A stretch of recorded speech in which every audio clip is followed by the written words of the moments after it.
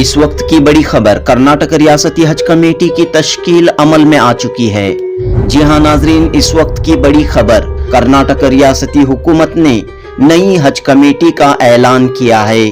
ریاستی حکومت نے آج بتاریخ 1 مارچ 2024 نوٹیفیکیشن جاری کرتے ہوئے 3 سال کی میعاد کے لیے نئی ریاستی حج کمیٹی کا اعلان کیا ہے۔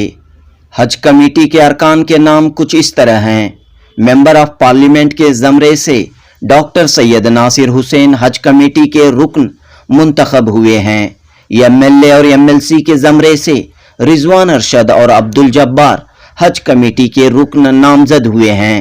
لوکل باڈی کے زمرے سے بیلگام کے شفیع اللہ ماہڑی والے، داونگرے کے شیخ محمد سعید، چند پٹن کے واصل علی خان حج کمیٹی کے لیے منتخب ہوئے ہیں۔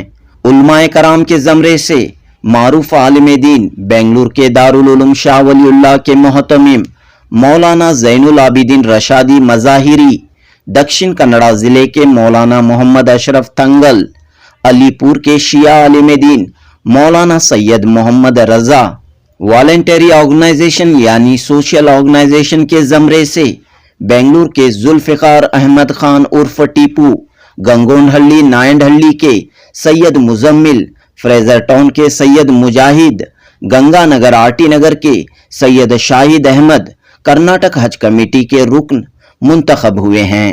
ان کے علاوہ کرناٹک ریاستی وقف بورڈ کے چیئرمین اور حج کمیٹی کے ایگزیکٹو آفیسر بھی حج کمیٹی کے ارکان میں شامل رہیں گے۔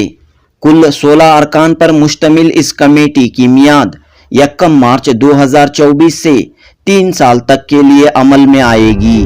نئی حج کمیٹی کی پہلی میٹنگ میں چیئرمین کے عہدے کا انتخاب عمل میں آئے گا۔ دیکھنا یہ ہوگا کہ حج کمیٹی کا چیئرمین کون بنے گا۔ جنوبی ہند نیوز رپورٹ۔